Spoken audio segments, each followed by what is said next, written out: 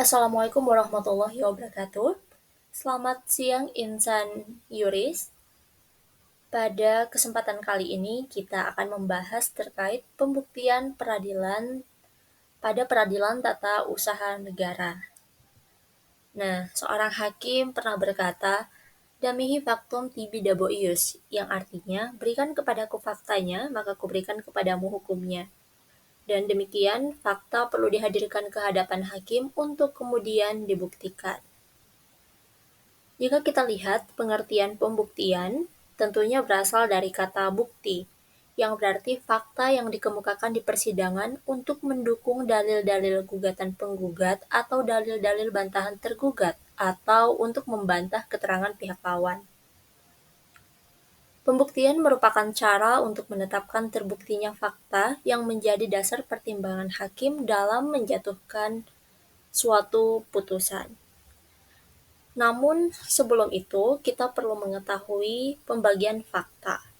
Ada dua jenis fakta, yang pertama adalah fakta hukum dan yang kedua fakta biasa. Fakta hukum di sini atau yang disebut dengan Rechtsfeiten merupakan kejadian atau keadaan yang eksistensinya tergantung pada penerapan suatu peraturan. Sementara fakta biasa merupakan kejadian-kejadian atau keadaan-keadaan yang ikut menentukan adanya fakta hukum tertentu. Nah, semua fakta itu harus dibuktikan, namun terhadap hal-hal seperti fakta yang sudah diketahui secara umum, hal-hal yang menurut pengalaman umum itu selalu terjadi, kemudian ada fakta prosesual yang terjadi selama pemeriksaan hakim, dan eksistensi hukum, maka fakta tersebut tidak perlu dibuktikan. Selanjutnya kita masuk ke sistem ajaran pembuktian bebas. Hukum acara PT UN dalam pembuktiannya menganut sistem atau ajaran pembuktian bebas. Akan tetapi, bebas yang dimaksud di sini bukanlah sebebas-bebasnya, melainkan bebas terbatas. Ajaran pembuktian bebas adalah ajaran atau teori yang tidak menghendaki adanya ketentuan-ketentuan yang mengikat hakim, sehingga sejauh mana pembuktian dilakukan tentunya diserahkan kepada hakim. Dasar hukum sistem atau ajaran pembuktian bebas itu diatur dalam pasal 107.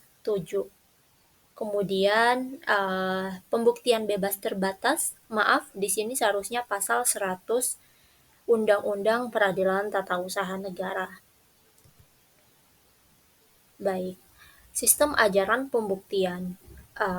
Dengan memperhatikan segala yang terjadi dalam persidangan tanpa bergantung pada fakta dan hal-hal yang diajukan oleh para pihak, maka hakim peradilan tata usaha negara dapat menentukan sendiri hal-hal seperti apa yang harus dibuktikan, siapa yang harus dibebani pembuktian, hal apa yang harus dibuktikan oleh pihak yang berperkara dan oleh hakim itu sendiri, kemudian ada alat bukti mana saja yang diutamakan dalam pembuktian, serta kekuatan alat bukti yang telah diajukan.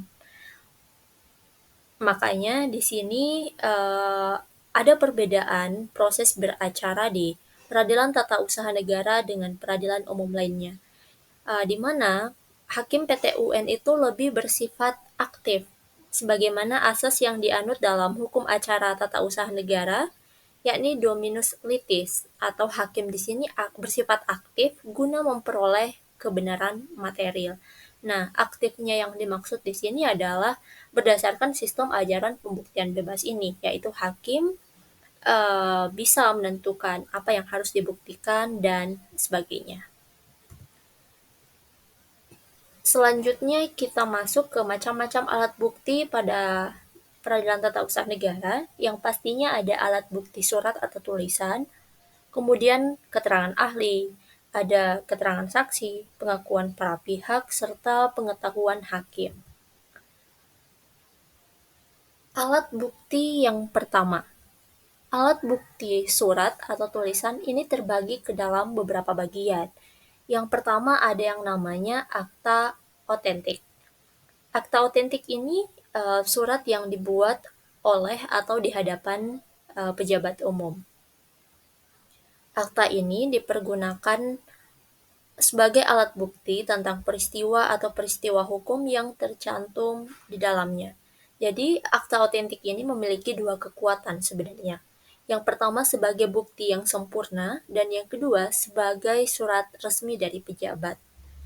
Lalu ada juga jenis akta di bawah tangan. Akta di bawah Akta di bawah tangan ini merupakan surat yang dibuat dan ditandatangani oleh pihak-pihak yang bersangkutan untuk dipergunakan sebagai alat bukti tentang peristiwa atau peristiwa hukum yang tercantum di dalamnya. Dan tentunya ini tidak dibuat di hadapan pejabat. Lalu alat bukti surat yang ketiga, yakni surat lain yang bukan akta, yakni surat yang dibuat dengan tujuan bukan untuk sebagai alat bukti seperti berita-berita jabatan, surat dalam hubungan rumah tangga, telegram, dan lain-lain. Lalu alat bukti selanjutnya ada keterangan ahli. Keterangan ahli adalah pendapat orang yang diberikan di bawah sumpah dalam persidangan tentang hal yang ia ketahui menurut pengalamannya dan pengetahuannya. Undang-undang memberikan batasan di mana tidak semua orang dapat memberikan keterangan ahli. Jadi dalam pasal 88 Undang-Undang PTUN itu mengatur tentang kelompok orang yang tidak boleh memberikan keterangan saksi atau tidak boleh menjadi saksi. Lalu alat bukti selanjutnya ada keterangan saksi. Kesaksian dalam Undang-Undang PTUN diatur dalam pasal 88 sampai dengan pasal 94 serta pasal 104, di mana pasal 104 ini menegaskan bahwa keterangan saksi dianggap sebagai alat bukti apabila keterangan berkenaan dengan hal yang dialami, dilihat, atau didengar oleh saksi sendiri. Dengan demikian, saksi yang diperoleh dari pihak ketiga atau disebut dengan testimonium de audito, maka pada umumnya bukanlah alat bukti dan harus dikesampingkan.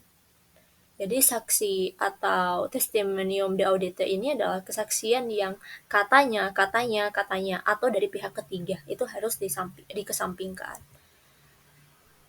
Alat bukti selanjutnya ada pengakuan para pihak, di mana pengakuan para pihak adalah keterangan sepihak dalam suatu sengketa.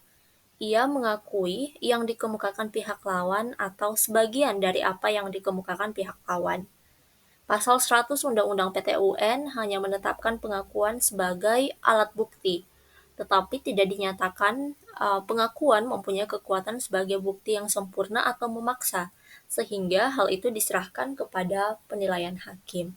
Maka dari itu, ada alat bukti selanjutnya. Yang pertama, maksudnya di sini adalah alat bukti dari pengakuan hakim. Nah, tugas hakim di sini adalah membuktikan terjadi atau tidaknya peristiwa, mengkualifikasi dan kemudian menetapkan hukumnya adalah peristiwa yang kemudian harus dikualifikasi. Pasal 4 Undang-Undang nomor 48 tahun 2009 mengatakan bahwa pengadilan itu mengadili menurut hukum tanpa membeda-bedakan orang.